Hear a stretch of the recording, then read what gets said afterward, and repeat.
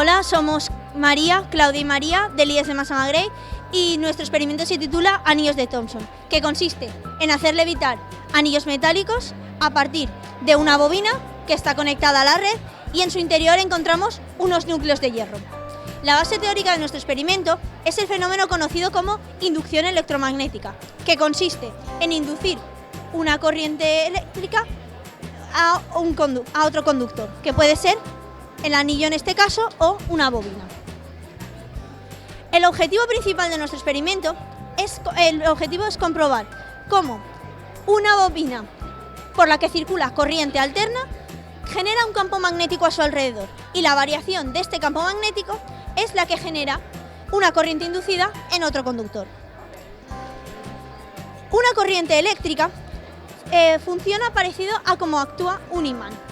Un imán actúa sobre otro imán que está en sus proximidades o sobre otra corriente y lo atraerá o lo repelerá dependiendo de la orientación. Esto se puede demostrar con esta pequeño experimento, en el cual yo, al cerrar el circuito, observo cómo el imán que tenemos en las proximidades del circuito se verá atraído o repelido alternadamente por el circuito. Igual que un clip que también se ve atraído por un imán.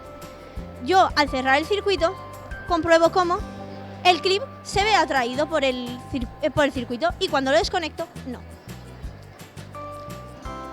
Esa corriente alterna que circula por la bobina será la que genere un campo magnético variable, porque el sentido de la corriente alterna está variando constantemente y por lo tanto las líneas del campo magnético también variarán. Esa corriente alterna que generaba el campo magnético variable será la que generará una corriente inducida en otro conductor. En este caso va a ser nuestra bobina, que no está conectada al circuito principal y está conectada a un polímetro.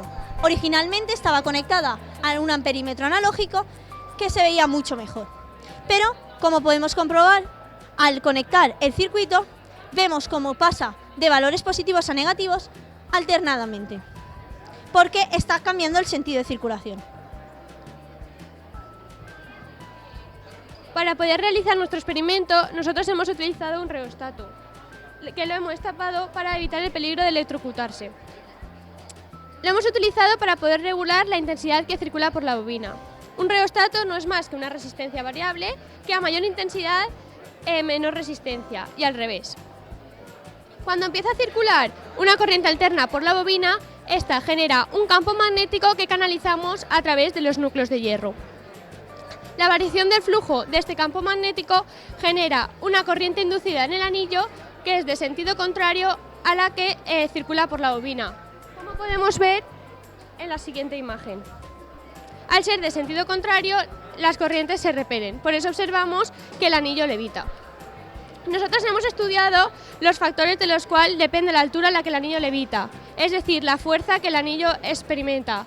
Es decir, teniendo en cuenta que la fuerza es proporcional a la intensidad de corriente inducida que circula por el anillo y al campo magnético, y por tanto a la intensidad de corriente que circula por la bobina. Uno de los factores que hemos estudiado es el número de núcleos de hierro. Esto es debido al campo magnético. Los núcleos de hierro lo que hacen es direccionar el campo magnético a través de ellos. Y al poner un núcleo más, lo que hacemos es aumentar un poco la intensidad del campo magnético. Como la variación del flujo es igual al campo magnético por la superficie por el coseno del ángulo, al aumentar la intensidad del campo magnético aumenta el flujo y en consecuencia aumenta la intensidad de corriente inducida en el anillo y por tanto la fuerza a la que se ve sometido. El siguiente factor que hemos estudiado es el material del que están hechos los anillos. Disponemos de 4 anillos de diferentes materiales. Uno es de hierro, que el hierro, al ser un material ferromagnético, dentro de un campo magnético se comporta de manera diferente.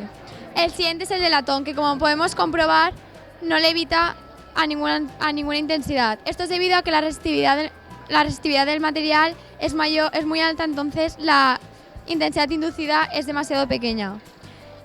El cobre tiene, a pesar de tener una resistividad menor que el aluminio, por lo que debería de levitar a más altura, levita a menor altura porque el aluminio es mucho más ligero. Por eso tradicionalmente el experimento se realizaba con anillos de aluminio.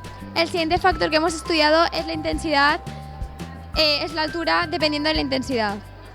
Hemos vuelto a utilizar este anillo de aluminio y hemos apuntado las diferentes alturas cambiando la intensidad. Como podemos comprobar y como también se ve en esta gráfica, a mayor intensidad mayor es la altura del anillo, por lo que podemos concluir que la altura es proporcional a la intensidad. Esto es debido a que al aumentar la intensidad también aumenta la intensidad del campo magnético y aumenta la variación del flujo magnético y en consecuencia la fuerza que experimenta el anillo. Y por último hemos estudiado el factor de la sección. Hemos utilizado estos 3 anillos del mismo material, el mismo diámetro y para que la masa no influyera en nuestro experimento hemos lastrado los 3 a la masa del mayor. Con sección nos referimos al grosor por la altura. Y hemos utilizado el mismo montaje experimental y podemos ver cómo dependiendo de la sección levita alturas diferentes. Como también se puede comprobar en estas gráficas. Esto es debido a que como la sección es inversamente proporcional a la resistencia y esto a su vez es inversamente proporcional a la intensidad, la sección es proporcional a la intensidad. Y por último queremos destacar cómo hemos realizado este experimento a diferentes intensidades. Y como ya hemos dicho que la altura también depende de la intensidad, si aumentamos la intensidad en la misma medida aumenta la altura de los anillos.